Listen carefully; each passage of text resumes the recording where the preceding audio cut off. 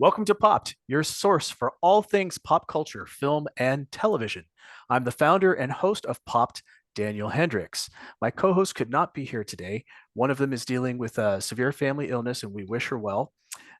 Before we get any further into this, I'd like to ask you to subscribe, like, and share. It's really important. It's a little thing for you to do, but it means a lot to us.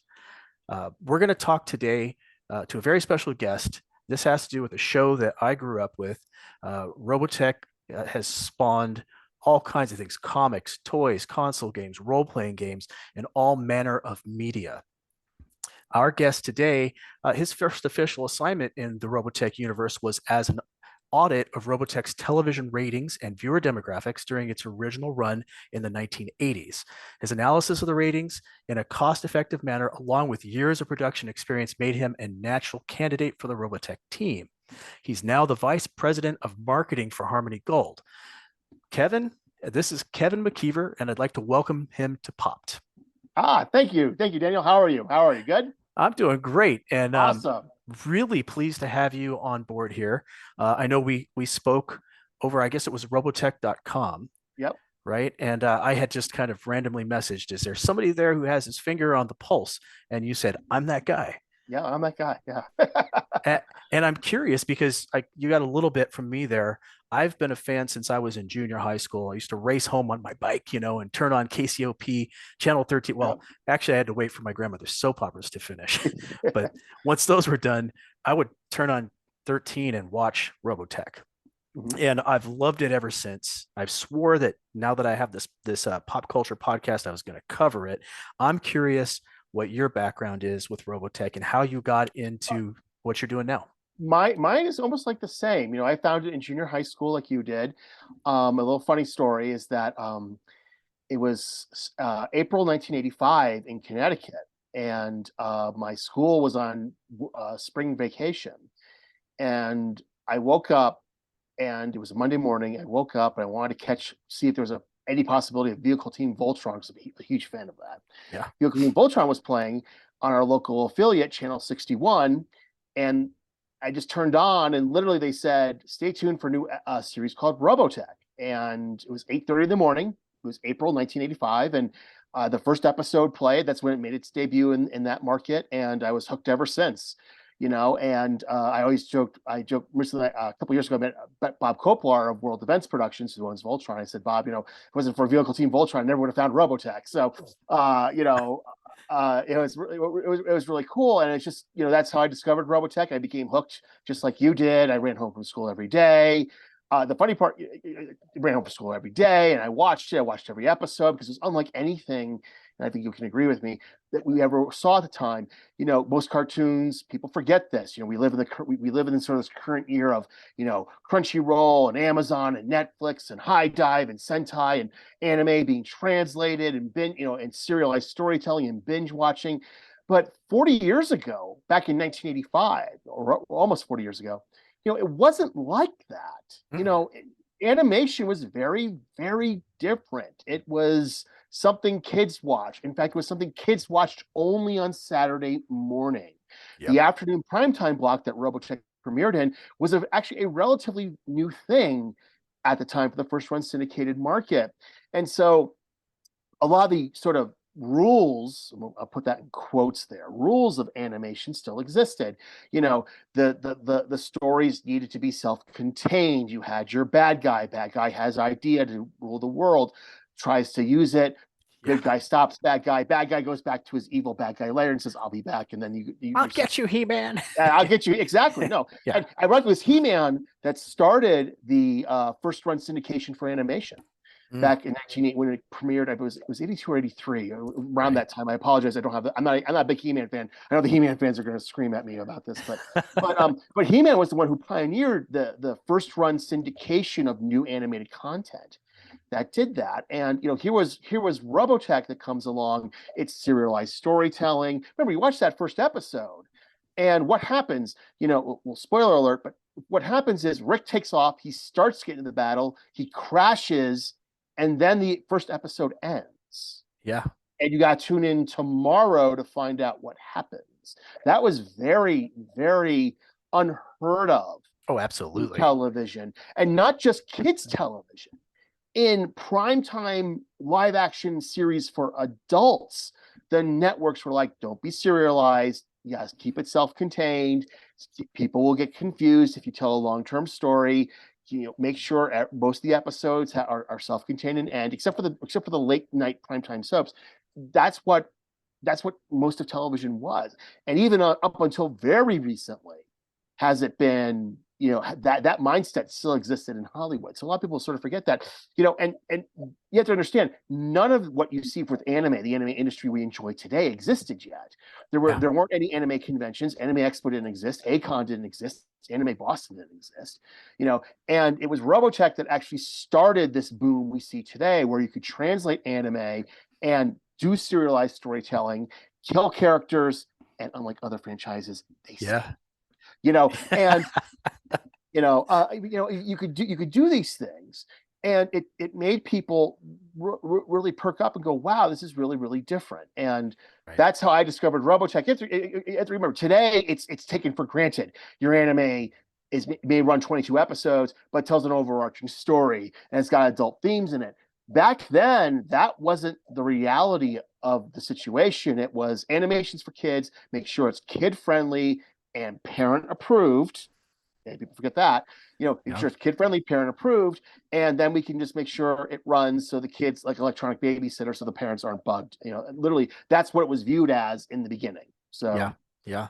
I would say that Robotech was my gateway into serialized television. And mhm. I didn't realize it because many, many years had gone by since, I own, like you can see, I own all the Yeah. DVDs. I've had them for years. I had the VHS tapes.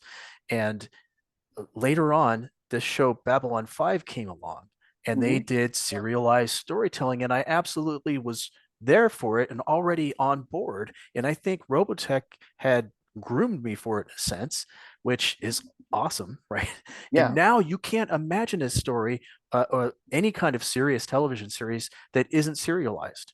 Right. And, you bring up Babylon 5, J. Michael Straczynski. J. Michael, if you're listening, I apologize for mauling your name, but He's used to it. he talked about the hurdles he ran into trying to get Babylon 5 made, because he was told by all the corporate TV executives, people don't want serialized storytelling. The stations will not run the episodes in order. So if you try to do a serialized storytelling, even if you do it, the stations will run out of order. The people will be confused. Well, he went to the TV stations at NatPay. They told him, no, we do run them in order. We have to, because we have to track residuals. So he knew, and he went back and said, no, the stations are going to run this in order because of residuals and whatnot. But even he was facing, and he had, before Babylon 5, he still had very excellent television credits to his name. Mhm. He was running into this problem. Including Even, He-Man.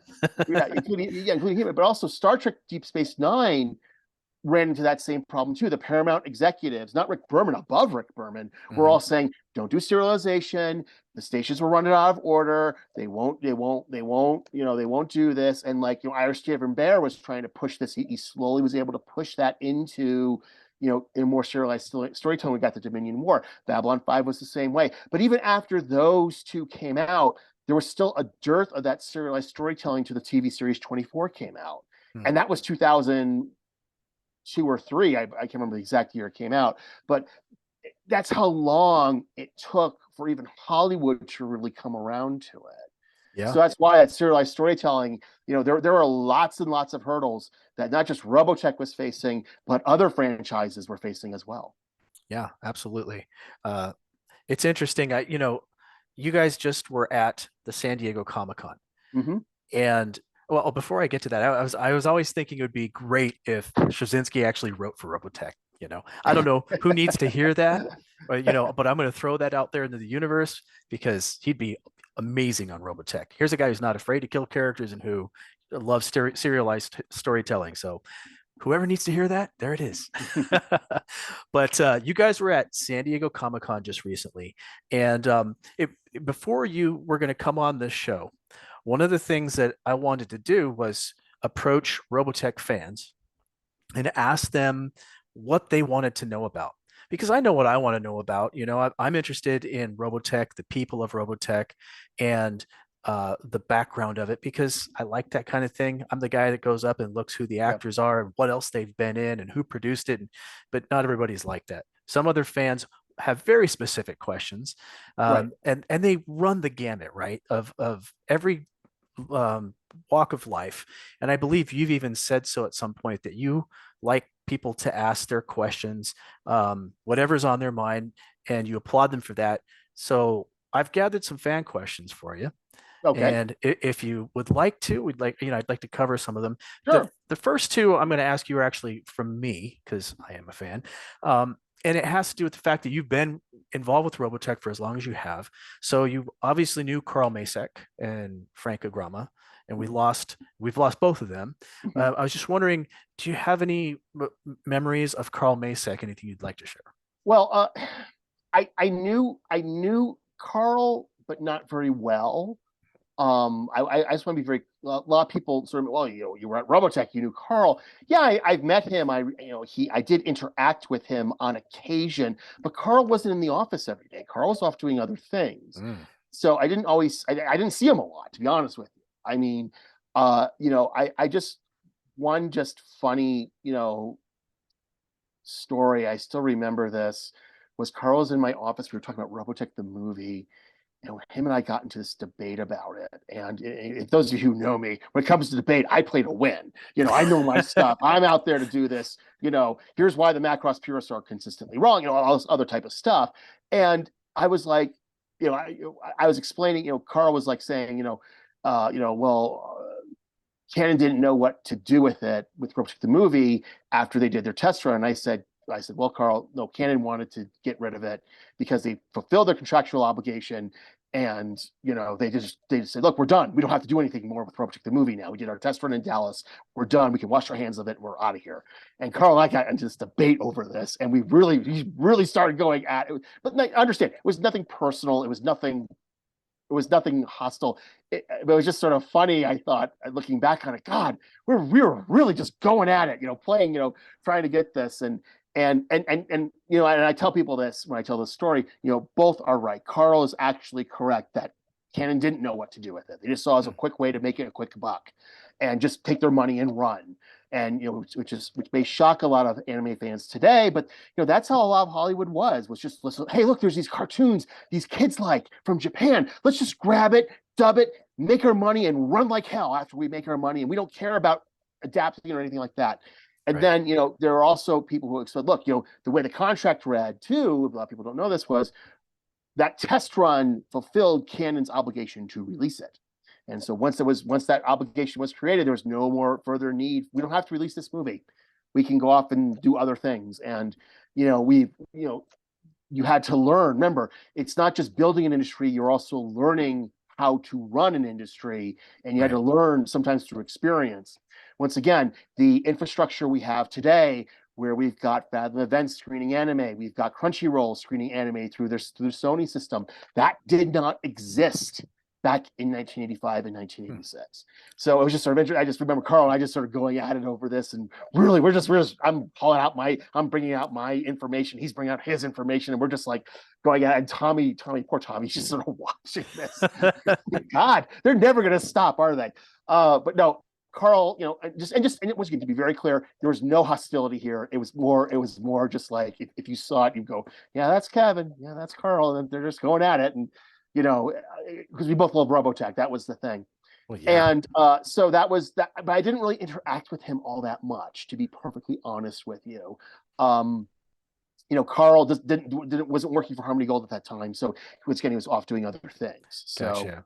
Well, how Frank about Agrama on the other hand was, yeah? I'm sorry, yeah, I was gonna say, how about Frank? Because yeah, Frank was different. I mean, Frank was the first day I came into Harmony Gold and he saw me, he was like, I want you for, to work with, I want you to be with me. Why have they done your deal yet? What's going on here? This is an outrage. I own this company, damn it. Frank was very colorful. A lot of fans never got to meet Frank, but Frank was a wonderful, and I've worked in Hollywood for decades, folks, decades. And Frank was always just a pure joy to work for, and he was always very supportive of when I say you, I mean like you as a person. He wanted you to do good work, obviously, but he also wanted you to find ways to be happy and have a fulfilling life and career. No, life comes first before career. And Frank was just wonderful, and it was great always just to watch him work when he was doing a deal and it seemed like there's no way this deal would ever happen. And Frank just comes in there. He had this sort of really cool knack of just making sure a deal would happen. And before you knew it, everyone's agreeing and everyone's sitting down and they're signing the contracts and off they go. And Frank was always positive and always, what's the term I'm looking for? Like he was always positive and he was supportive. He never like would care about like, oh, I want the credit. No, he didn't want the credit. He would always, I sometimes put him into presentations and he would demand that I take him out of it. He would say, no, no, no, no. Carl did this, not me. And take me out, leave Carl in. Carl's important. Fans want to hear about Carl. Don't worry about me, Kevin. I'm fine. And Frank was just really cool to work for. And you have to remember too, Frank was one of the people, along with Carl, and I've been saying this at our presentations, after his tragic passing, Frank helped build the anime industry we enjoy today. People don't realize that. It was Frank who went out to the TV station and said, hey, look, I've got a new TV series called Robotech. You should check it out. He would say, you like Robotech? Well, I got this other TV series called Shaka Zulu, which you haven't watched yet. Go ahead and watch. It's on Blu-ray, and Shaka looks better than ever. And he would go out there, and folks, he would not do this through TV networks like other people would. He would do this through the first-run syndication market, which was really unheard of at the time. This was still a full 2 years before Star Trek: The Next Generation, and a good 8 years before Babylon 5 would go that route. Right. So just to give you an idea, and Frank was pioneering this stuff. He would go out, he'd fly over the world and he'd get people to sign up and become partners, not just in Robotech, but in Shaka Zulu and King of the Olympics and Around the World in 80 Days starring Pierce Brosnan. She did some Sherlock Holmes TV movies. And he would syndicate these directly to the stations.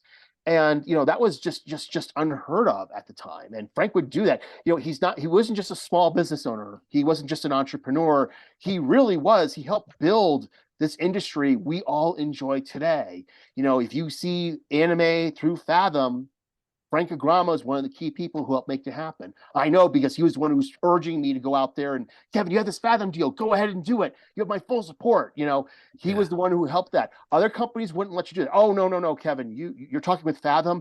Oh, no. Let me handle it. And then he was script. No, Frank's like, no, you do it, Kevin. You're the guy. You found them. I have faith in you. You go ahead and do this. You have my full support. You need something from me, you let me know. And Frank was like, that's the way Frank was. And Frank was very, very cool to work with. I can remember like every Monday he'd walk in to my office, sit down on my couch. I had a couch in my office. And he would just tell me, Kevin, tell me what the fans said. Tell me about the convention like San Diego Comicon, which we're going to talk about, or Anime Expo, or Anime Boston, or MechaCon in Louisiana, or SakuraCon in Seattle. Tell me about the fans. What were they saying? How did they react to the announcements? What were they all about? And Frank was just truly one of a kind. And I'm really honored and lucky to have worked for him for all these years and be able to just watch. I learned quite a lot from Frank Agrama, and it's a shame because it's he really was an entrepreneur. He really helped build this, along with Carl, build the modern day anime industry outside Japan we all enjoy today. People have no idea like the infrastructure they use, like people that Frank and Carl helped build. So yeah, and I think fans, even though some fans can be a little snarky at times, I don't think they realize how lucky we were that he was the person behind this. So it is a sad loss, and I'm really happy to hear from people who have wonderful things to say about him. As a fan, I can't be any more than just grateful that he had his hands on this product. Well, just tie in with that a little bit too.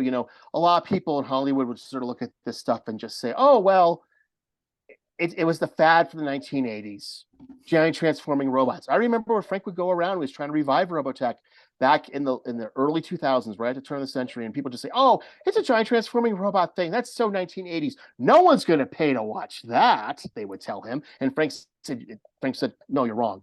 And he brought people like me in. He said, "Kevin, do your thing. and he helped build it. And he stuck through it. I just remember a little thing when Carl passed.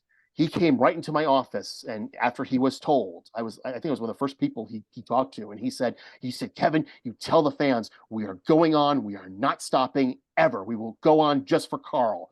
We have to do it. We will do it. You just let me know what you need. And that's the way Frank was. It's a shame. I wish fans really could have met him. There's some fans who were really lucky were able to meet him when they got like towards the Harmony Gold on occasion. But I wish all the fans could have met him because they all would have loved him. They all would have loved him. Frank was Yeah, just wonderful, so that's awesome. yeah. Yeah, so it's really cool, and I'm glad you were able to say a little bit about him here. I Yeah. think fans need to hear it, especially fans who have no concept of what he was like as a person or what he did for the show. Yeah. Um, Well, it's not even just for the show. And I'm glad you brought this up because you're getting a lot of fans these days who, to them, they always assume the way it is now was the way it was then. And it's not. Remember, back in 1985, there was no, as I said before, there's no Crunchyroll, there's no Netflix, there's no Amazon, there's no Cartoon Network, there's no Toonami, there's no Fox Network. That was still 2 years away, folks. So no Simpsons or anything like that. No Sunday Night Animation Block. There was none of that. And here you had someone like Frank just went off and helped build that. And that's sort of something like a key. I think maybe hopefully someday I can do a panel on this and go deeper into dive to let you know what it really was like back in 1984, 1985, where right. like you were at the whims of a program director and he could take that show, your anime show you liked so much, and banish it to 5 a.m.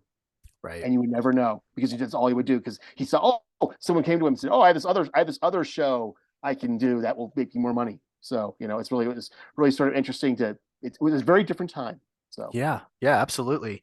Now, obviously, Harmony Gold has gone through its legal troubles, and the title has been, gone through copyright and this, that, and the other, and it's a puzzle to look at and figure out where is this at now. And a lot of the fan questions kind of have to do with this. And I know you addressed it somewhat at San Diego Comicon, and I'm going to link that for people watching this here so they can get another sense of all the questions that you answered and the questions that fans are asking. They're all kind of very similar.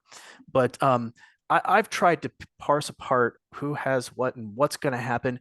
What can you say to ease the mind of Robotech fans about copywriting and who owns what now and the future of Robotech based off of that? well, first off, to ease the concern, let's back up a bit. And when the 2017 arbitration ruling came out, it clearly states, Harmony Gold, these contracts are legal, they're binding. So Harmony Gold is the rightful owner of Macross, Southern Cross, and Mospeada outside of Japan. The sequel and derivative rights to these stuff rests with Harmony Gold. That's what the arbitration ruling says. That's not me giving you spin. That's the arbitration ruling says. Right. And you add now. People have often said, and I'm going to sort of segue into something here about this new Macross deal. What's going on? We get asked about that constantly. Just to give you an idea, when I was at Anime Expo this year, we weren't going to talk about it, but I did sort of pre-show Q&A, and no less than 4 questions were about that deal. Explain to us how does it work? What's going on? That's what I'm going to do right now. But people really want to know because there's not a lot of information. And just to be blunt, the law firm of Twit and is consistently wrong. I'm sorry. The law firm of Twit and is consistently wrong. They were wrong in 2017. They were wrong in 2019 when we made our announcement. And they're even wrong about what's going on with 2021. So let's clear this up right now. I'll explain what's going on here. And Thank folks, you. just so you know, I don't mind repeating this. I'm a firm believer repetition is the key to victory. Fans come in there, ask this question. It's a legit question. You should know. I'm glad you come to me and not the law firm of Twit and So here's what's going on. First off, with the Macross sequels. Number one, the Macross sequels from 1987 to 2021 have been cleared for immediate release. Okay. However, this is key. Any new Macross sequel post 2021 that shares whether it be Do You Remember Love or any other sequel sharing shared characters, storyline, or mecha, or a few other things, are currently prohibited. I want to repeat this. The sequels from 1987 to 2021 are cleared for immediate release. They are cleared by Harmony Gold. Big West is handling the licensing for them. We think that's great. That's what we all agree to. We're all excited about that. So the sequels from 87 to 21 are cleared. However, any post-sequel from post-2021 sequel that involves the shared characters, mecha, or storyline is currently prohibited. Note I said currently prohibited. Aha. That's very key. Currently prohibited. Now, Big West is handling the licensing from 1987 to 2021. Anything involving those cleared sequels from 1987 to 2020, 2020, God, even I screw up the dates, 2021 are being handled by Big West. So if you're the industry, you're watching this right now, if you want to do a license deal for any of those Macross sequels from 1987 to 2021, you have to go to Big West. They are handling that. That's for lack of a better term, their job. That's what they have to do. Those are the people you have to talk to. Now, if you want to license anything involving SDF Macross or the 41 characters in the series, the 41 character visual depiction of 41 designs, you have to come to Harmony Gold and or Crunchyroll. And you'll eventually have both of us, whichever one you approach. But that's the thing, because we're handling all of that. Because this agreement also upholds our license to SDF Macross and the 41 designs. So all the licensing for SDF Macross and the 41 designs, you have to come to us, Harmony Gold and Crunchyroll, our partners at Crunchyroll. So let's recap one more time. I'm going to repeat this till you're all blue in the face. People just be mumbling 1987 to 2021. From 1987, the Macross sequels from 1987 to 2021 are cleared for immediate release. Okay, we said that during the San Diego Comicon panel. However, any sequel post 2021 that includes shared characters, mecha, and or storyline, and a few other things are currently prohibited. Big West is handling the sequels from 1987 to 2021. So once again, if you want to do any licensing, contact for those sequels from 1987 to 2021, contact Big West. Harmony Gold is handling SDF Macross and the 41 designs. So you have to come to us here at Harmony Gold if you want to have any licensing to do with them. And once again, folks, our door is open. Don't listen to law firm and Twitner. Yeah. Our door is open. Okay, Robotech at bankofkev.com. That's my email. If you want to have a license, contact us. We've had people contact us out of the blue. Hey, I heard about this, Kevin. I heard your stuff. Help us get a license. And now they have licenses. So we just signed up Good Smile. Very excited to have them. Our friends at 3.0 are now on board. We have our outstanding license kits concept out of Hong Kong, and they've been doing these great, outstanding VF1s, these new VF1 toys, and these new 6-inch figures, which are beautiful. Some of the best Robotech figures ever created. And our friends over at Toynami have just announced, not just a new line of Cyclones, but a new super scale Alpha Fighter, which is phenomenal. And if you go to the San Diego Comic-Con presentation, you'll see some photos of that. And again, I definitely will post that. Some of those looked absolutely amazing. Yeah, the photos don't do them justice, folks. You have no idea how big it is. And here's the thing too, I'll let you know a little secret. The big Alpha Fighter, it's going to interact with the B25 Cyclones. So the idea is the Alpha Fighter can interact with our new transforming Cyclones that are already out from our friends at B25.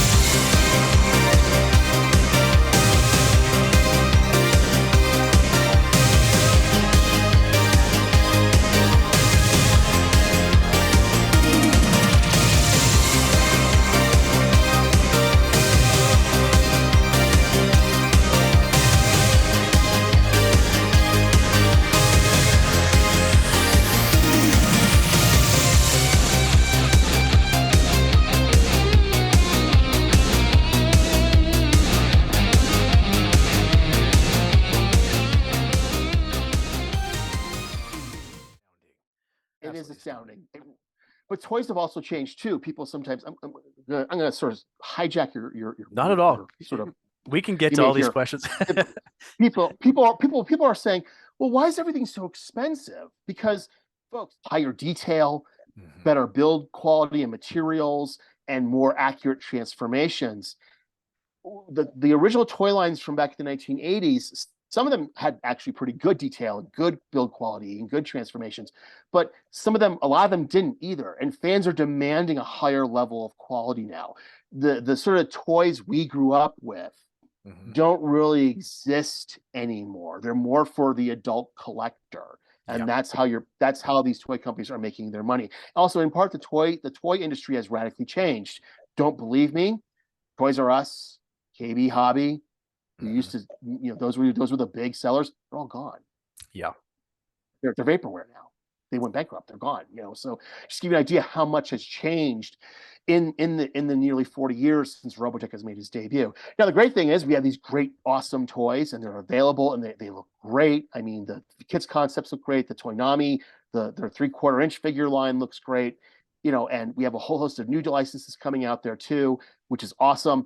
But you have to remember though, it's that quality comes at a price. Yeah. So you have to make it. The era of that $25 transforming God of Flame. We can't say their name, but God of Flame. It's $25 that you bought at, say, like Caldor or Bradley's or Target or Walmart. That era is long gone. Yeah. That's long gone. If you want to get that, you need a time machine, Yeah. because it's simply the just even cost of raw materials has exploded in the past 30, 35, 40 years. So Yeah. I wish I still had mine. I'll tell you that much. yeah. uh, um, so you mentioned something that I want to touch on before I get into these questions real quick, and it's because I'm 52. I was watching Robotech back in the 80s. You brought up Crunchyroll. Now I've went Mhm. to the Crunchyroll site and I see some Robotech products for sale, which are DVDs, and pretty much everything else they have is sold out. It's sold Right? out. Yeah. Yep, sold out. So my other question is this is where can somebody watch Robotech besides just buying DVDs?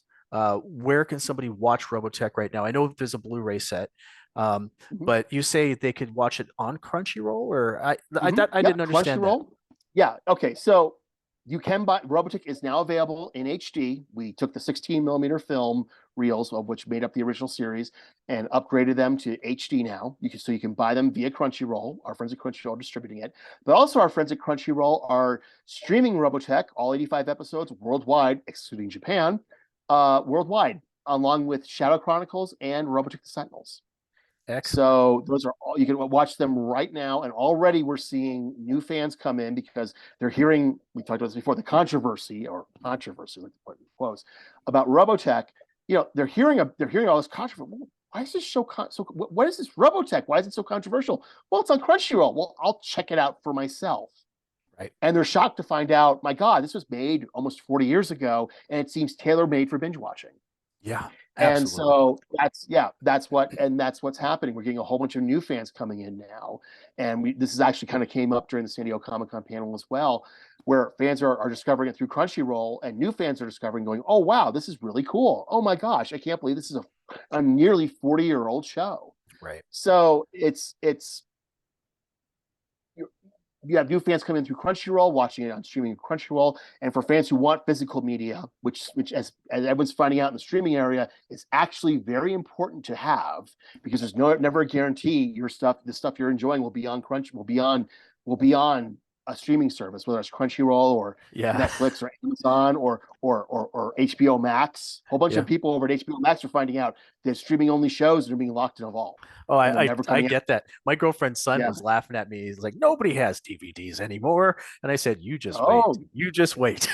but it's funny too. I know, I'm glad you brought this up, because we actually put up a Betamax of the original Macross pilot for sale, and we had some very Betamax. old, very vintage of the VHS Robotech episodes, like on individual VHS tapes. We put them up there, and they sold out because fans realized, you know what, this is going to be worth something someday, Yeah. and also it's good to have physical media. And so Wow. we sold them out, and there we go.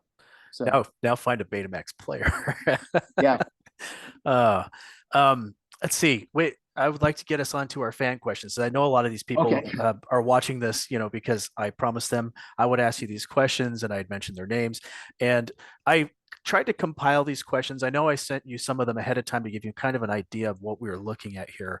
And many of these questions were the same. So as I go through them, I'll tell you what the questions are about and then kind of give you the question itself. Um, this the first questions I got here are from Chris Reed and Keith D. McLaughlin. They Okay. want to know about Robotech toys and merchandise. They seem to have a common theme here. The question is, will there ever be a Masterpiece SDF1 or Zentradi toys? Well, our friends at Kids Logic have made a new miniature line, which includes the capital ships. But those are very small scale miniatures. Right, and that's for gaming, right? Kid, yeah, that's for gaming. But people buy the miniatures just for the miniatures themselves. That's the thing we've learned. But also our friends at Kids Concept have an SDF1 in development. Our friends at Kids Logic have a 3 foot tall, it doesn't transform, but a 3 foot tall SDF1 with LED lighting as a Bluetooth capable speaker system, and it lights up. And it's available right now for about A $1,500. Bluetooth system, really? So Oh yes. you put Oh yeah. speakers. Wow, I like Oh that. yeah. You Oh play yeah. the music and You can you can go on our social media. You can see some videos of them. They're absolutely phenomenal. I've seen it. I went to Kenneth Kahn, who owns Kids Logic. I said, Kenneth, you built this, dude. I mean, you really built this. He says, yeah, man, I loved it.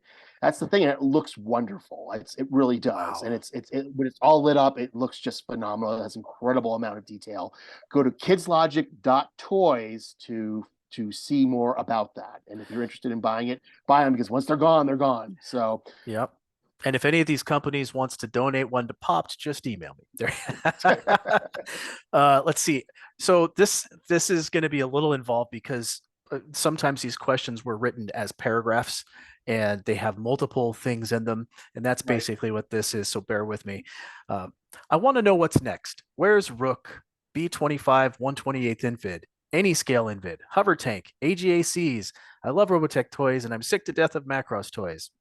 I buy Well, HMR anyway. I don't know what that means, but yeah, um, I you, don't, I don't, you want to I stop know me what he there and go means. ahead? Okay, go Yeah, ahead. but see, well, first off, the B25s, the Cyclones are out. They're the Scott Bernard, uh, Rand, and Lancer are out right now. There isn't a Rook yet. Yet. Operative word. Yes, Cool, yeah, cool. operative word. So, a little thing about the bad guys. Bad guy toys do not sell as well. That's the Hmm. interesting thing. So everyone, lots of people want X-wings, but people don't necessarily. The TIE fighters don't sell as well, believe it It's or not. interesting So, now with the time period too, because you see so many more yeah, people embracing the Sith and the bad guys these days. right, I kind of it was a little disconcerting to me because in my day, you were always rooting for the good guy, and I now yeah, watch the kids rooting for the yeah. bad guys. I'm like, wait, what? But some of our licenses do have more stuff in development. There's a Dana Sterling action figure in development. You should see some new photos of that very, very soon. I don't have them yet, but Mhm. uh, Kids Logic also has made a 1/6 scale Dana Sterling statue. There hasn't been any. We had a license, MEP Toys, by our good friend Carlos Pozo. But sadly, just because of supply chain issues, he couldn't maintain the license. He said, "Guys, I can't keep up with these supply chain things that are just causing constant disruption." He was working on Invid toys, but sadly, he couldn't finish them. So we're looking to some of our other companies to help pick up, take up the mantle here. Mm. So once new stuff comes out, you'll see it. It'll happen. Toy development takes time, as I said before earlier here in the interview. The toys we grew up with aren't what you sell now. You sell Right. higher detailed, higher quality, much more expensive toys. To make them requires a much larger financial and production commitment than Mm. what caused before. So it takes longer to develop something and bring it to market. So just be patient. Things will happen. We have our licenses working on it. They hear it too, because not only they hear videos like this, they also see the panels, and they also hear it from me, where it's like, folks, people want Invid. Any chance we do Invid? Kids Concept is making battle pods. Mm. Just so you know, you should. There's a photo of one of the battle pods on our social media. You should be seeing more of them soon. Yeah, I would add my voice to the chorus for Invid. I used to have the Shock Trooper and all those Yep. toys when I was growing up, and I've noticed I don't see very many of them around. Yeah. I was a big fan of Macross and the new generation, not so much the Masters, but there is a niche group that or niche, Yep. is that if that's the way you say niche, niche, whatever, that absolutely are diehard Southern Cross fans, and many of them have asked me to come on here and advocate for them about toys for them too, hover tanks and whatnot. Are hover tanks anywhere on the radar of these Yes. toy makers? Yeah. They are on the radar because trust me, they haven't they've heard you. I promise you, they've heard you. Just so you know, here's we had the 1/6. It's like an 18-inch tall statue of Dana Sterling from Kids Logic.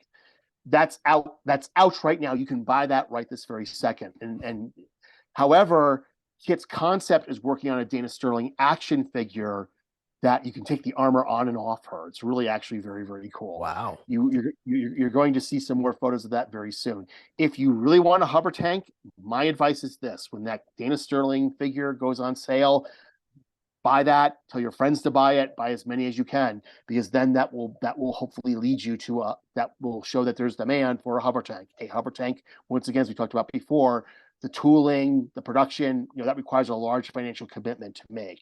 So that's something they want to do, but they want to make sure there is a market for it, that they will recoup on this. Remember, it is show business with an emphasis on business. Yeah, absolutely.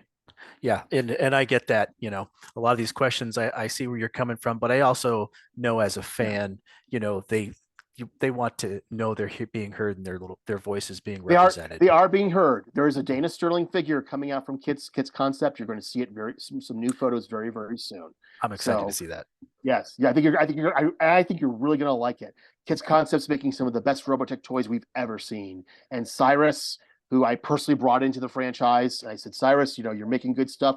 Stop doing stuff illegally. Go legit and make a here. I'll give you a license to make new Robotech stuff. He's like, yeah, he really takes this stuff seriously. So Cool. Uh, my next thing that I'm going to get on here is something that I was interested in, and so were a lot of people. And you guys nailed it at SDCC, San Diego Comicon, because it was the first thing you pretty much addressed, and that is, where is this movie? Where is this live action movie we've been hearing about for years? And I'll tell you, I was really excited by your announcement. Sony has the rights to all mhm. three series, so they can go any way with it. So I guess what that means is you don't really know what they're going to do with it at this point. What are they doing? Macross? Are they doing? What are they doing? Well, no, it's not that I don't really know. It's just that I can't tell you. But Ah, I want, but that's see, it. people. The reason why I bring this up, though, I'm not trying to be a jerk. Right? The reason why I'm trying to No, bring no, this no. up is That's it. Hey, that that's the answer right there. yeah, but also the reason why I want to bring this up is because you hear people from the law firm of Twit and you know, uh, going out there saying Harmony Gold can't use Macross. No, Harmony Sony has the rights to all 85 episodes. They can Beautiful. approach the live action film from any direction they want. Sony's told us, do not talk about plot, do not talk about anything like that. We want our writers to be able to have like a lot of creative freedom to work and build out their sort of, because the live action film is in essence a reimagining of the Robotech franchise. So that's what the live action film actually is. So that's why we say they have all 85 episodes. They can approach it from any direction they want. This way, the writers have complete and total freedom to make write any way they want, and we can give them notes. Now, speaking So of writers, hold on. You brought up writers. The Iron Man co-writers Art Markham and Matt Holloway. You mentioned mhm. them, and also was it the Hawkeye writer or director? No, it's the director The who director. directed several episodes, Rice Thomas, who's now attached to direct the live action Robotech movie. Okay, because this So was a question that people had as well. And I'll list these people off because, obviously I told them I would. We've got Rand please. Nichols, Chris Reed, Jamie Stevens, and Daniel Hendricks. That's me. Yeah. But no, that sounds great because Hawkeye was really Yes. good, and Yeah. Iron Man. I mean, Iron Man Yeah. was Well, phenomenal. Iron Man launched the modern MCU. I mean, there were superheroes movies before that, but this is the one that launched that actual cinematic universe, and that's really key. And we really like it. Sony views Robotech like a Harry Potter franchise. I said this in San Diego. Sony views it as a Harry Potter franchise. They know it's important to do it right when you come out of the gate. And I mentioned, as I said before, at San Diego, we've all seen anime adaptations that haven't worked. We will not say their names, but Sony understands that, and they understand you got to do it right. And sometimes rushing something out just to get something out there isn't the best way to do it.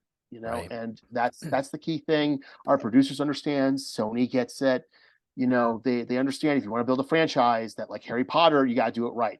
They made sure Harry Potter was done correctly, and it went on for a gazillion films and everything, the ancillary markets also. Same with Robotech. That's what Sony wants to have happen. Right. Now, So, you've said that you can't talk about plot. You can't talk about quite a few things. And I totally understand that. I've worked in the industry for a long time. But what can you talk about? Is there anything else that you can tell fans that they may not already know or hasn't been talked about yet? well, right now, and I mentioned this in San Diego, but I think it's important to bring up. Right now, as we speak, it's July 25th, it's about almost 6:50 p.m. Pacific time. Right now, Hollywood is in the grip of two strikes: the Writers Guild of America strike and the SAG, the Screen Actors Guild strike. Right. People are saying, how does this affect the live action Robotech movie? Well, right now it's currently just in a sort of state of suspended animation, because right now the script can't proceed. You can't hire any actors because they're all on strike. And folks, I want to be very clear on something. We're not making any statement for or against. We have friends on both sides of these picket lines. Okay, I want to be very clear about that. And so we want the strike to end as quickly as possible for a fair and equitable deal for all concerned. But we can't do anything until the strike ends. And we don't know. And people ask us, when's that going to be? I don't know. No one knows. No one in Hollywood knows as of July 25th. So, I mean, just be patient. When it ends, we'll let you all know, be full steam ahead. But right now, Sony's just told us that's the thing. I mean, that's because right now the writers are on strike, the actors are on strike. And that's not just us, folks. It's shut down nearly all of Hollywood. Almost all of Hollywood's been shut down. And people say, oh, there's just an excuse. No, go read the trades. You'll see almost all of Hollywood is actually shut down.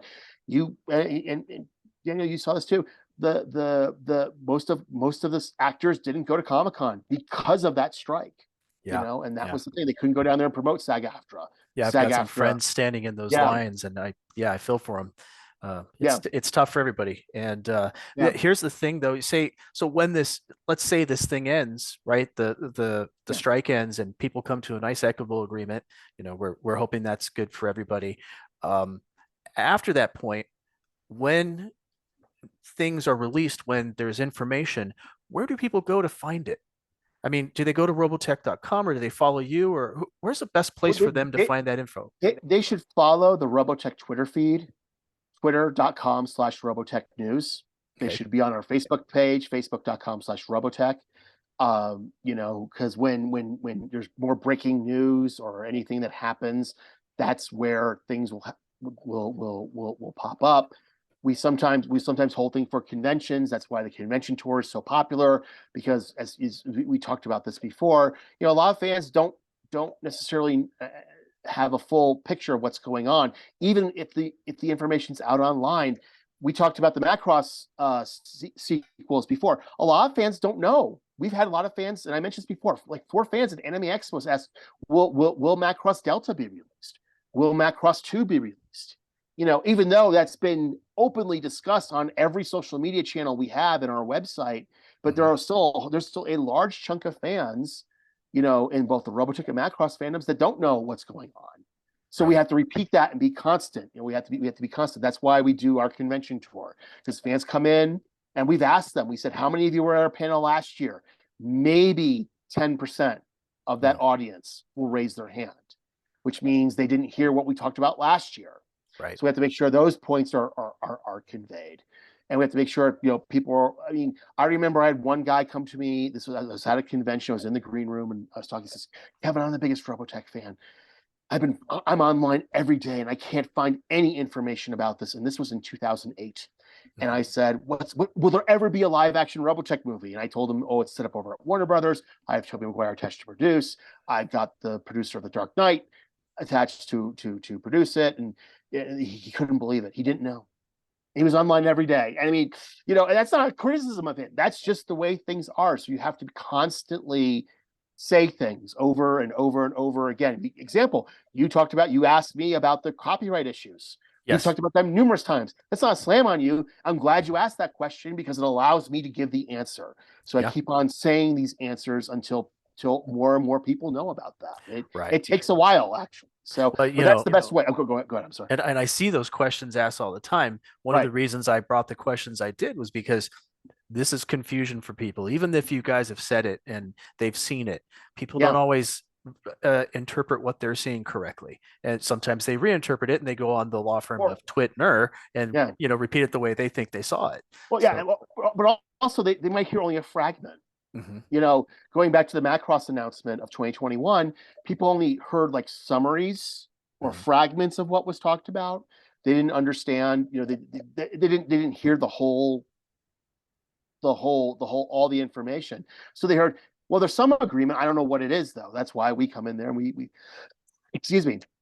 That's why we say this stuff constantly over and over again to make sure we can do that. So to follow this, go to robotech.com, follow our Twitter feed, twitter.com/Robotech News, and facebook.com/Robotech. And those are the three key channels that'll keep you fully updated. And if there's a convention, if our convention tour comes to a convention near you, come by. I've always said I want fans to ask questions. We're not doing a Zoom call. Let's do it. Yeah. Fans have asked questions, and that's where they find out more information. So Yeah, you can't see it because it happens in post production, but all those things you just said will pop up right there. uh, yeah, little production humor, not yeah. that funny. So let's see. I'm going to move on to our next question here, which is about console, computer, phone games, RPGs. And I know you guys Yep. addressed quite a bit of this at Comic Con. These were brought to you by Mike Mullen, Lloyd Dobler, and Rick Smith. And yes, Lloyd Dobler is a guy who writes us a lot, and I know he took his name from Say Anything. It's not his name. But anyway, here's some of the questions. Will we ever see a remaster of Robotech Battle Cry? We like to. That's part video games. Sony takes a very strong interest in, because Sony has a little tiny bit of involvement in the video game world, as I'm sure you all know. Like we worked with Sony to bring out Robotech on Nintendo Switch, Mhm. which is a remaster of the Robotech Game Boy Advance, which is selling very well, which we're very happy with. So there's a larger sort of process video games have to go through, like Battle Cry, to bring out a remastered version. We like to see one. We think there's a great opportunity there, but there's numerous issues you have to get through within Sony to do that. So Right. we like to see that. Once again, we also have Robotech available on Nintendo Switch right now. So On the Switch, yeah. yeah. I would love to see Battle Cry redone, but I keep my PS2 Yep. just so I can play Battle Yep. Cry. Let's see.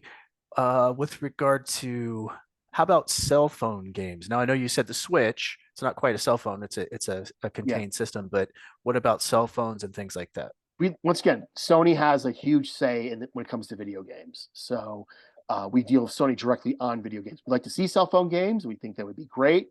Once again, it's just finding the right deal that'll make everybody happy. Okay, That's people approach us all the time, but the deals they got to pass through Sony's very strict internal auditing procedures, and they want and quality, right? yeah, they know they've said they want quality. Jamie Stevens, of the head of Sony merchandise, she told me point blank. She said, Kevin, she said, Jamie, people would love to have more Robotech video games. It'd be a big win for us. She goes, no, Kevin, I completely agree. It's just I don't want a substandard game out before the live action film comes along. I want triple A. I want the best.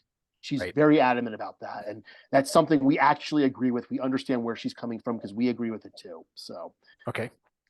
I'm gonna pull something out of here from my things just because it's the lead into this, and that is my old yep, Palladium role playing role game. playing game. Yes, Now I know that you guys there's a new role playing game that you guys talked about on the at the panel, right. and it was Macross initially, and now you've announced that there's going to be Southern Cross and New Generation or Mm-hmm. most beta or whatever you want to call Yep.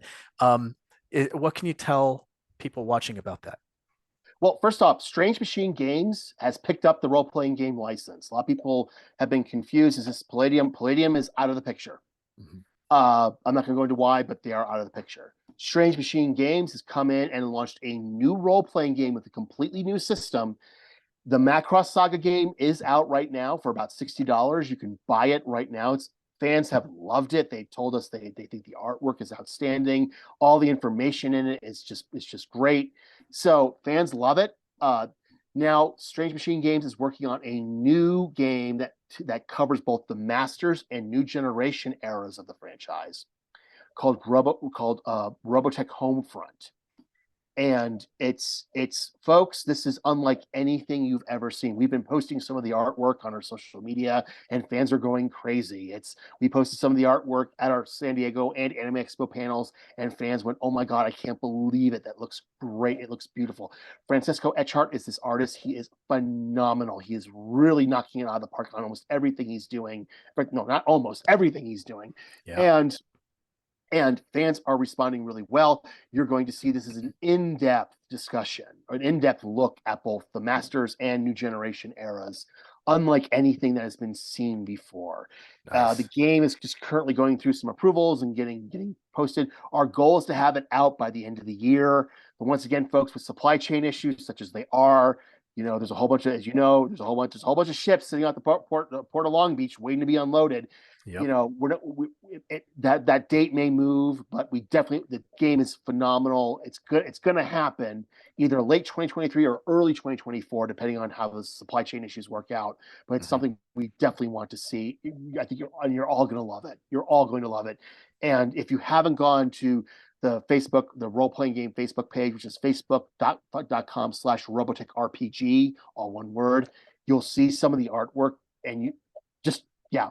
And hopefully in post production you can post some of the artwork. You can see it right now and see how just outstanding it is and how far the game is going to go.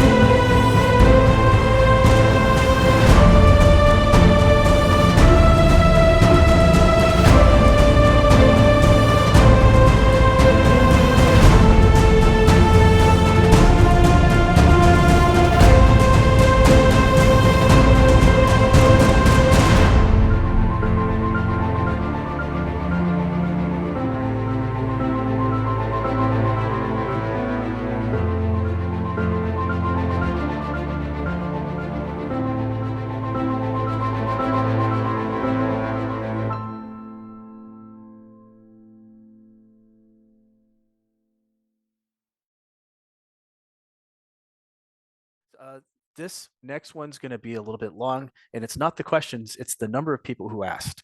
So we've got Rand Nichols, Leon Levocraft, Dave Olson, Alex Villarreal, Adam Rautio, Mhm. Mike Mullen, Darren Ashmore, Aaron Baldone, and Randy Davis. So all of these people are asking about animation and characters. Right. The first one is, can we have a reboot with modern animation?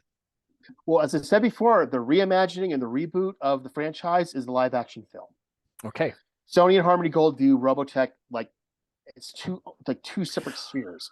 There's the animation side and the live action side. The live action side is the reboot.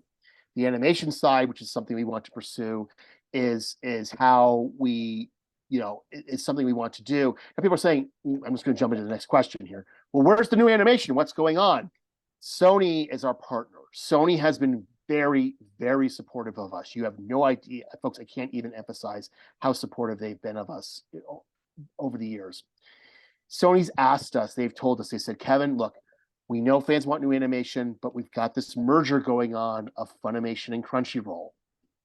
That's taking some time. We want you to hold off on new animation until we feel this merger is complete. People say, well, what does that mean, Kevin?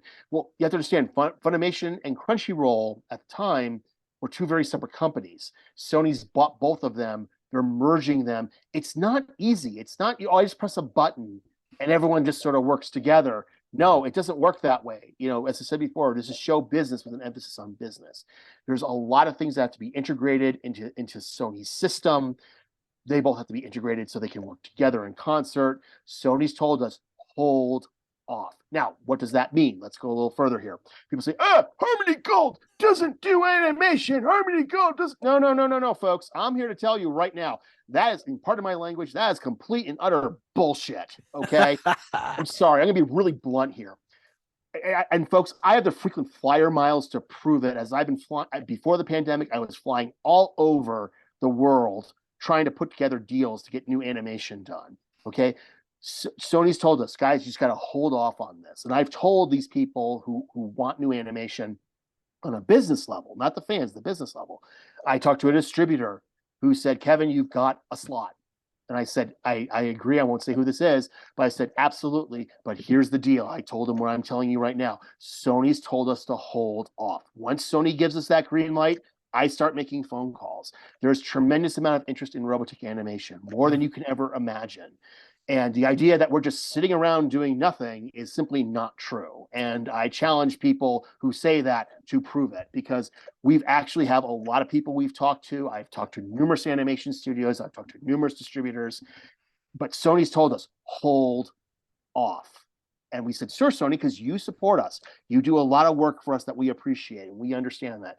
Once again, this is show business with an emphasis on business. And I'll add something else too. Hollywood is an industry built entirely around relationships. And we want to maintain an excellent relationship with Sony, which we do have. And so what's it? Sony said, just hold off for now. We said, we can do that, guys. We can do that, no problem. So guys, you gotta be patient. Once this changes, we're gonna let you know. I promise you. So you're telling me there's a chance? Yeah. Say something. Once I get the green light, you better believe I'm making phone calls. Nice. There's gonna be a ton of phone calls, and hey guys, we're ready to go. Let's start doing these deals. That's where we are. But Sony just told us to hold off. Just wait till we're done, and we can give you the green light, because you'll have a really killer distribution system. And we want to work with Sony's distribution system because we think what they're doing is really good. So it's good information, and obviously it's something that people need to hear. You answered actually quite a few questions that were here in that. But I guess one of the other things they've got here is, what direction will the franchise go? And maybe you don't know this, but what direction will the franchise go as far as where the original 3 shows left off? Is there going to be a continuation as far as future generations after the original storyline? Now, I know we had the other films, but is there anything further than that? Well, I don't want to go into plot points. That's not good. I don't want to say, oh, I want to do this, or we want to do that, or we want to see this happen. That's not I don't want to go into that, because then it'll get today on the podcast, Kevin announced that blank will happen. No, it's not. I can't go into that. There's a lot of Robotech we want to explore. There's still Shadow Rising. There's Robotech Academy. There's a third project, which I won't say the name because it hasn't been publicly revealed yet, that we've been doing some work on. Nice. So it's not wanting to do things. It's, once again, it comes back to the corporate issues of that the Robotech franchise has to deal with. And it's not just us that has to deal with corporate issues. A lot of the anime studios in Japan are dealing with these corporate issues. A lot of production companies here in North America are dealing with these corporate issues. Don't believe me? Just look at what's going on in Hollywood right now with all the literal chaos that's occurring. So it's just something we just got to get through right now. I mean, I wish I had a better answer for you, but that's just the way it is sometimes, The answer is the answer, Yeah. And so also on here was, you mentioned a few of these different offshoots, but how about the Sentinels? And it led me to a question that after typing these up, what is still considered canon? Is Sentinel still considered canon? I'm not really sure anymore, because there have been so many offshoots. And I remember I've watched back in the day, and I've seen a couple of them Since then, obviously, I've got the Shadow Well, Chronicles behind me. let's talk about canon in a more general sense. I can Mhm. help answer your question. For example, in the final episode of the New Generation, which is final episode of Robotech, original Mhm. 85 episodes, there was a commander on the ground. It wasn't Scott Bernard, but he answered to him on the ground. He Right. was never given a name. Okay. In the novels, he was given a name called Commander Harrington. Mhm. In Shadow Chronicles, that graduated into something canonical when Ward Riley, our amazing writer who's awesome, went off and made that character Commander Harrington. It's actually that line is in the show. Hmm. So just to give you an idea how things can work, people discover. Here's one thing we don't want to do, is that people discovered Robotech through various means. Lots watched the original series, which is great, but others learned it through the novels, and then they found the series. Yeah. Others through the role playing game. Yeah, see, You yeah, a mean lot of these? people. Yeah, those. They saw the novels, they started reading them, and then, oh, there's a show out there. Oh my gosh. Others through the role playing game. Mhm. So others through the comics, and Which I they read those kind of too. backwalked into the animated series. So some of them have sort of different interpretations of how the franchise is. So we try to make sure we don't want to say, oh, this isn't completely not acceptable. No, look, I love the Robotech novels too. Okay, I love them. I absolutely. I mean, I'm the first one to buy them. But at the same time, though, there are certain things in them we're not going to use. Right. So, but as I just showed you, there are certain things that kind of can come up and become. Commander Harrington is a good example. That's probably the best answer I can give you to help show it. Now, folks, if you love the Robotech novels, awesome. Keep reading them. All right. We can have a reading group together. We can read together. You love the Robotech role playing games, by all means, go for it. And wait till you see what Strange Machine Games is doing. I think you're really going to be happy. I want you to keep doing that. Feel the show? Absolutely. There's no correct way into Robotech. People find their ways into Robotech. Once again, another good example is we're finding out there are fans who are discovering Robotech through the conventions. Mm, that's They cool. come in. No, I Anime Expo. There was a girl. She set up. I just sat down. I didn't know. I was brought here. I'm now a fan. Where do I start? Wow. We're having fans find out that way. I remember at Acon a couple years ago when I was doing it when we were doing Acon when Acon was around. I had a fan who said, I was just looking for a place to sit down that was cool because it was really warm out in the main area. And I just sat down and had no idea what Robotech was, but now I'm a fan. Where do I go? People find that's a weird, it's a different way, but you know what? It's a valid way to define Robotech, and Sure. that we're finding that way too. So how you find Robotech is good. If you love the novels, keep reading them. You love the role playing games, keep reading them. You love the comics, which we're going to have a new comic series, Robotech Rick Hunter, written by our good friend Brandon Easton, which trust me, folks, you're absolutely going to love. And I think you're going to really like that too. And because we have a whole bunch Nice. of new fans coming in, and we wanted to do something that would allow the new fans who are discovering the show to come in and be able to sort of get a good gateway into the comics. And he was on So the Comic-Con panel yeah, as well, right? he was Yeah. on the Comic-Con panel too, and he, trust me, go watch and I know you have a link in the description to the panel. Yeah, it's Go right there. watch it. See it? Yeah. See, it's right down there, and go watch it because Brandon says some really cool stuff that I think you're really gonna like, and you'll see Brandon's a fan too. Yeah, And he we're is. really excited to be working with him, and I was really happy. I told Brandon you knocked it right out of the park, man. It was great, and I think fans are really gonna love what he does with the Yeah. comics. Seemed really cool. Had a Yep. great voice. Um, hopefully, and I imagine his voice is probably translates into the comic Yeah. as well. So there you go. I'm going to ask you this question, not because of the question itself. The question you've already answered, is there a possibility we'll see more Macross Saga animation? You already answered this. I'm going for the parenthetical after it. It's from Mike Mullen, and he said he'd be willing to help you write and storyboard it. So there you go. Mike Yeah. Mullen, here's your opportunity. Send a message. Um, let's see.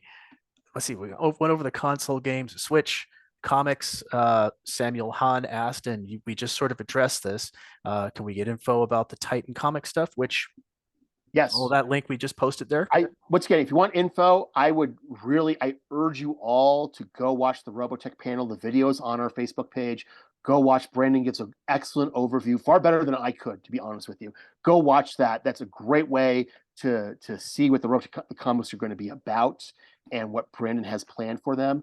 Also, if you just want to wait a few more weeks, the first issue of Robotech Rick Hunter, which is our new comic series, comes out August 2nd, 2023. Awesome. That's Yeah. like literally right around the corner. It's the literally right around the corner. Yeah. It's the 25th of July. This probably won't be up for a little bit as I do post production, but it may even be by that point. But look for it, people. It's going to be good. The last bit I've got here are some potpourri, because these questions were so long and so long-winded that I didn't really know how to restructure them. So as I go through them, I'm actually going to pull up the questions you've already answered. Can I just bring up something? There's no such thing as a long-winded question in Robotech, because oftentimes the answers I have to give are very complex.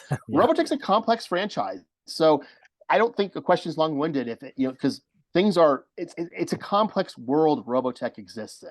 Let me rephrase then. Yeah. It's just that they had multiple questions. So, and some of them you've already addressed. So I'm going to kind of skip forward to the ones that you didn't. The first one's from Joe Gibbs, and we already covered that. You can't confirm casting on the film.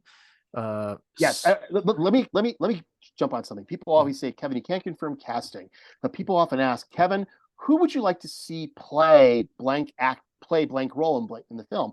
We don't answer that question for this simple reason. If I were to get up and say, I would love to see blank actor play blank role in the live action Robotech movie, it'll be reported as, today on the podcast, Kevin McKeever announced that blank actor will be playing.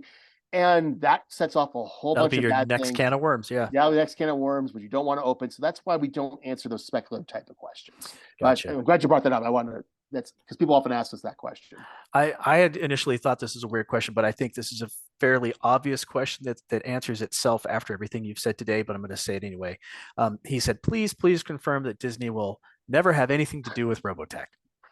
All I can say is we have a deal with Sony Pictures. We love working with Sony. Sony has been an outstanding partner, folks. And that's not me speaking corporate. I speak from personal experience, having worked with not just some, but a lot of their top executives, and they're great to work with. The people over at Crunchyroll, which is now owned by Sony, they're great to work with. They're very supportive of what we're doing, and we really couldn't ask for something, better. I know fans want the live action film to be greenlit, but Sony is great. We love Sony. They're excellent to work with, and we look forward to a long and productive partnership with them. Excellent. And most of these questions you already addressed. How close to the source material will it be? A lot of things you can't really comment on. It could be a reimagining of the show. That's the only reimagining. Answer. So it's basically a reboot. That's again, the live action film's a reboot.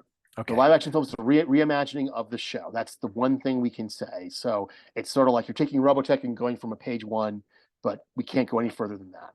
One of his other questions in here is, will the writers attempt to weave woke themes into the script, or will the aim be to write something everyone can enjoy? I don't really understand that question. Maybe you can interpret that. We want the widest possible audience, folks. I can't, that's what they want. Sony keeps asking, how big's the audience? Who watches Robotech? How does it work? And we've told them that, Sony wants to watch. They view it as a Harry Potter franchise. That's the answer I can give you. So I can't talk about script details. So again, the last question he had is, considering the massive amounts of complaints about Toynami, I don't know about these, will there be other developer options for the associated toy line? And I think you did talk about all those other. Well, okay. I know people have issues, right? But it's not just Toynami that has a Robotech toy license. We have our friends at Kids Concept, our friends at Kids Logic. We now have 3-0. Good Smile Company has just signed on. So there's a whole host of companies to choose from. And I urge you all to check them all out, including Toynami. Because Toynami is making some new stuff. That Alpha Fighter and those Cyclones, you're all going to love. Trust me, folks. You're all going to love them. I promise you.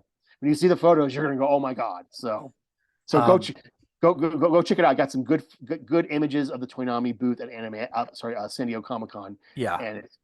And that was in the panel, and you put up some really great pictures there, and it was impressive. the last big thing here I've got is from this guy Paul Good, and he gave me kind of a statement, and then I said, "Can you kind of give me the actual question in here?" So I'm going to give you the statement first, and then give you the question. Okay. He said, "One of the most interesting bits of obscure artifacts I've come across on the ADV redubbed Macross release from about 2005." They have a bonus audio track on the first episode. It's the original dub of Macross by the same people who ended up doing Robotech. We all know Robotech is made from 3 separate anime shows, but people may not know the details of how it happened. Originally, they were trying to dub and sell Macross by itself. It's all the same voices we recognize from Robotech, but with a slightly different style of the acting. It's a bit more serious and subtle, not quite as cartoonish as the Robotech voices ended up being, but it's only a slight difference. Now you can see why I didn't know what the question was in here. And then I said, "So what's the question?" He said, "Well, I guess the question is just a general, what's the deal with that? What happened? I guess my specific question would be about the difference in direction. The voice actors really seem to be doing a slightly different tone. Was that a deliberate adjustment for a younger audience or an American audience or something like that?" Well, this is actually an excellent question. I'm glad you brought this up, because originally Robotech, there wasn't Robotech. It was just Macross. And Harmony Gold commissioned a pilot. There's a 30-minute pilot, and there's a 70-minute pilot, which is the first 3 episodes. Oh. And it's the Robotech voice actors, but they're not doing Robotech. They're doing a straight adaptation of Macross. And it's a very fascinating thing to watch. And you can see this pilot, I believe, is available on our new DVD, our Blu-ray box set. You can see this. You can see it's similar but different. And I didn't even know about this, so that's cool. So what happened was that syndication requirements for over-the-air broadcast required for 5 days a week, and this is really key, this is where you make your money. 5 days a week syndication requires 65 episodes minimum. Macross was only 36. We talked about how Frank Agrama, this is where Frank Agrama comes in, because he's like, okay, I need to have the 65 episodes, but my Macross show only has 36. How do I reach 65 so I can sell this to television stations? Because television TV stations will not take it unless I've got 65 episodes. Well, Tatsunoko said, hey, I got 2 other shows, Southern Cross and Mospeada. And they all look they all have sort of a similar style to them. Frank and Carl watched it. Carl said, I can make all 3 of these work together. And that's how you get Robotech. But to do that, you had to go back and kind of sort of chuck that pilot. Because the pilot, when it aired at San Diego Comicon, actually got very, very positive response. So they knew there was an audience for this, but how do we do that? So that's how Robotech came to be. Pretty much in a nutshell, answering his question. And it was only until very recently where we were able to find a way to show those Macross pilots. There's also an English version of Mospeada, the Mospeada pilot that was made by Harmony Gold as well, which was originally just a straight up adaptation of Mospeada. Wow. Yeah. Wow. Well, cool. See, now I didn't totally understand that question, which is why I was like, how do I even ask this? And now you completely get it. So that's great. This is what I talk about, though. And I'm glad actually the question was brought up, and glad because see, Robotech is far more complex, not just on a storytelling level or on a character level, but also on a corporate level you don't usually see with franchises like this. Where Star Trek's pretty straightforward. Paramount owns it, and they had the pilots, and they eventually came into Star Trek and the Star Trek we know. But Robotech was very different. There was a whole host of outside forces that were pulling on this to try to make this happen, and it had that forced changes that were simply beyond anyone's control. Today, because of Robotech and because of its success, you see anime where an anime can come over now via Crunchyroll, whether it's 22 episodes, and if it's going to be dubbed, it's a straight adaptation. The names are all the same, everything's all the same. But that was able to occur because Harmony Gold was able to build this gateway that's called Robotech. And so that's why you're able to enjoy anime the way you are because of Robotech and because of its success. Because in Hollywood, everyone loves to be second. So when Robotech was a success, everyone went, oh my gosh, let's start doing anime. And hey, these fans want it to be more adapted closer to what aired in Japan. And we know there's an audience now because Harmony Gold proved there was an audience. And folks, going a little further here, and this is hopefully, I'm thinking of doing a whole panel on this, but this is why you have what's called gateway shows. Yeah. You have Robotech is a gateway show. Voltron's a gateway show. Sailor Moon's a gateway show. Pokemon's a gateway show. They served as gateways into anime for fans who otherwise normally wouldn't be able to get into it. And now they're into it. And now they're like, oh, I want more of it. And I want to hear how the music was in Japan. I want to hear how the voices were in Japan. And now, because of technology, you can get both an English dub and a Japanese dub, a Japanese voice track as well. Where before, back in 1985, you couldn't do that. There wasn't a way to do it. You couldn't air Japanese language stuff on commercial broadcast television. It just wasn't a market for it. But Robotech created that demand for it, and now we're able to enjoy it today. You brought up about possibly doing panels on this, and that actually was a question I forgot to ask earlier. Is there a place where we can find a list of conventions that are upcoming that Robotech will be at? You know, yes. Yeah. The Facebook page has our events. Our next event, which will be BotCon, the Transformers convention. We're very excited to be with them, which will be on August 24th through 27th in East Rutherford, New Jersey. We have a couple more shows we've booked for later October, but we haven't announced them yet. So okay. But yeah, so go to the Facebook page, look into our events. You'll see what our next show will be, which will be BotCon in East Rutherford, New Jersey. Excellent. Yeah, we've been talking here about getting out to a couple of conventions as the podcast, and hopefully we get to be at one you're at, and we can actually rub elbows in person. This has been an absolute pleasure. I can't tell you how much it means to me that you came on and address these fan questions, and that we get it directly from your mouth, because it's important to me, for the fans. It's important for this amazing franchise that I've loved my entire life. Yeah.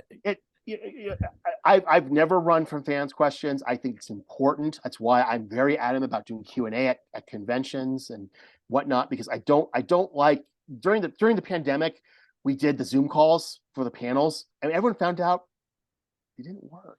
They're all that interesting to watch. It's boring to watch a Zoom call. The key of a convention and panels are you need to be able to ask questions. I'm very adamant we allow fans time to ask questions, because an informed fan is a happy fan. And you saw the questions. These questions were very good. You know, the Macross question about the Macross pilot is not something we normally hear, but I'm glad you brought it up, because we were able to talk about it and, more importantly, share the answer with everybody, and that's a good thing. So, hey, you hear that, guy? You asked a good question. All right. Well, hey, thank you for coming on today. I really appreciate it. I'll talk to you a little bit more in a second here. But hey, guys, this is Kevin McKeever, Vice President of Marketing for Robotech. Thank you so much. All right. Thanks so much.